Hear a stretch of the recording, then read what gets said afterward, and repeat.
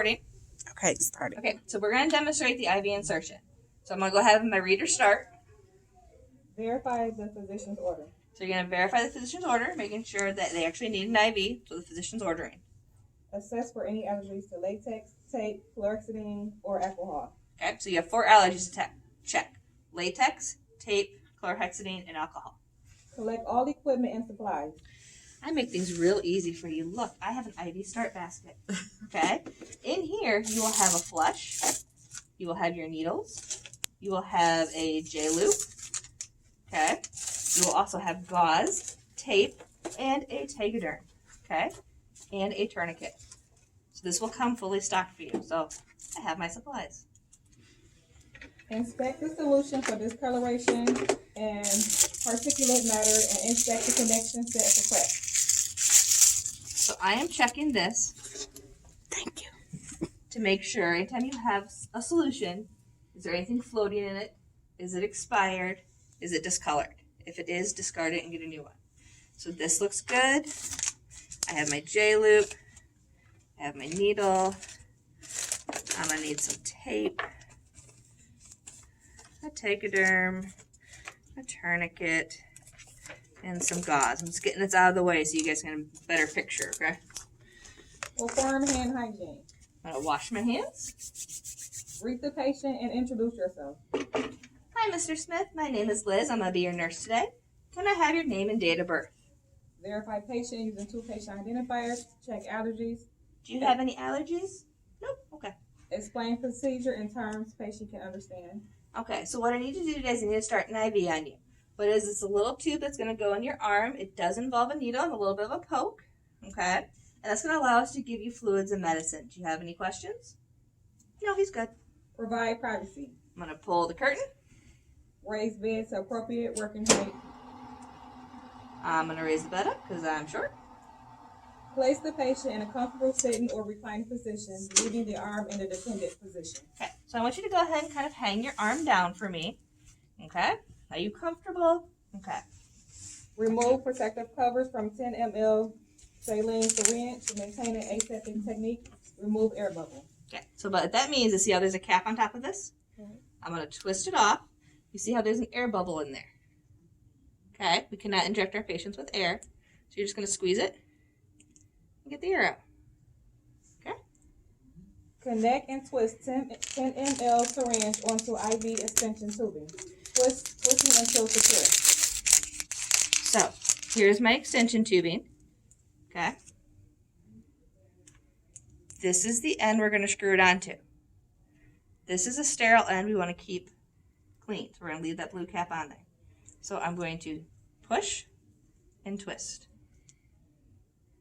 Prime the IV extension set, keeping the cap in place. Okay, there's air in here. Remember I said we can't inject our patients with air? So we're just going to slowly squeeze it. And you can see how the air bubbles come right out. Show prime IV extension set to instructor to check for air. Okay, no air. Cut or tear tape before distending vein. Make sure I have my tape ready. At least 2 pieces. Normally I like 4 just because I'm a little paranoid. Okay. Perform hand hygiene and apply gloves. So I'm going to wash my hands. Someone's going to throw me a box of gloves over there. Okay, Mr. Jones, we're getting ready to start. You all right? All right, he's good. Apply tourniquet 3 to 4 inches above the site. Okay. Now, before I put my tourniquet on, I'm going to go ahead and open up my needle. Just kind of open this all up so I'm ready to go. Because once you put the tourniquet on, you're kind of on a clock. I should have done this before I put my gloves on too.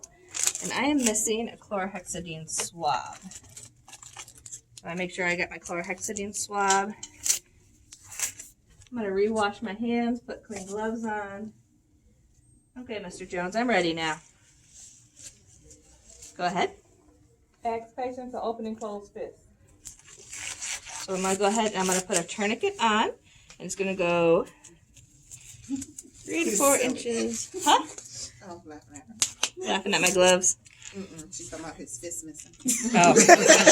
Well, we're going to pretend. So I found a vein that I like in the Andy cube. So I'm going to go about 3 or 4 inches above. Okay, Mr. Jones, can you open and close your fist for me? All right, I got a great vein right there. Prepare the site with ChlorPrep using a gentle back and forth motion for 30 seconds. Then allow to dry completely. All right, so I'm going to go ahead and clean the site. Gentle back and forth motion. 30 seconds. We're going to let that dry for a minute, Mr. Jones. Using the non-dominant hand, place 1 to 2 inches below the site. Hold the skin taut and avoid touching the prepared site. Okay, so I'm going to set my J-loop kind of right close to me. Untwist that just a little bit. Uncap my needle. Okay.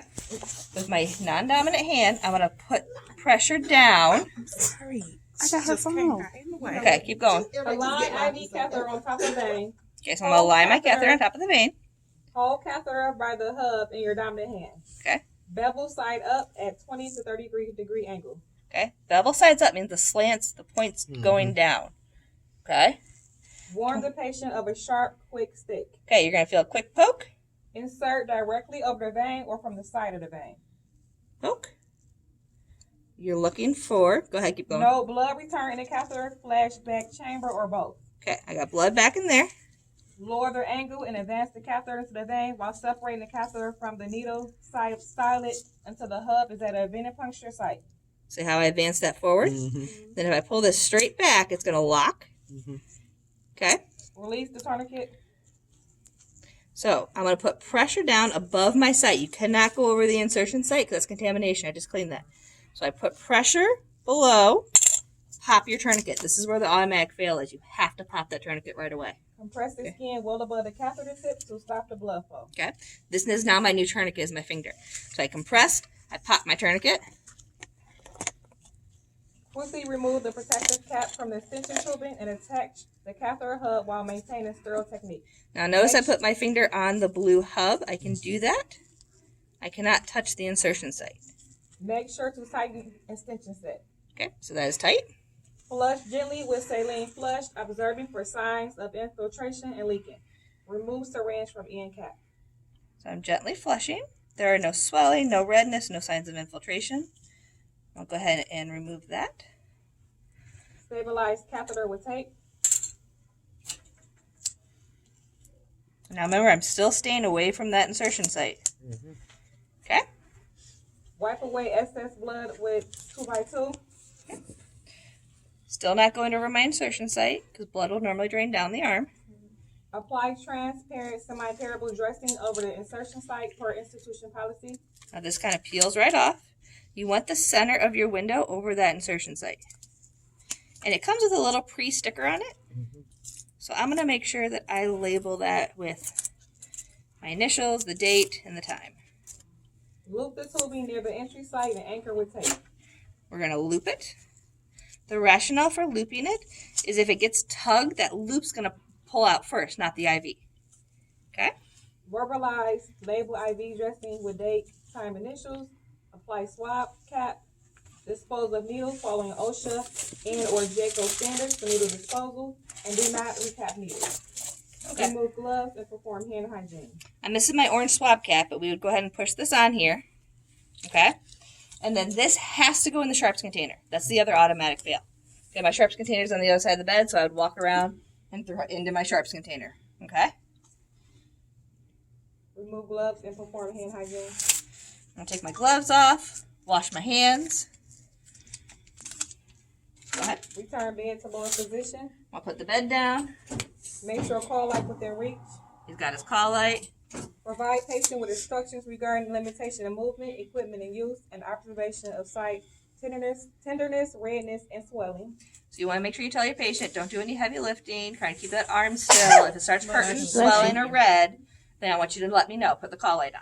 Document procedure. Insertion, site location, gauge, date, time, number of attempts, and patient's tolerance of procedure. Okay, so you're going to do your documentation, and then you should be done. And you're done. There you go. That is an IV insertion.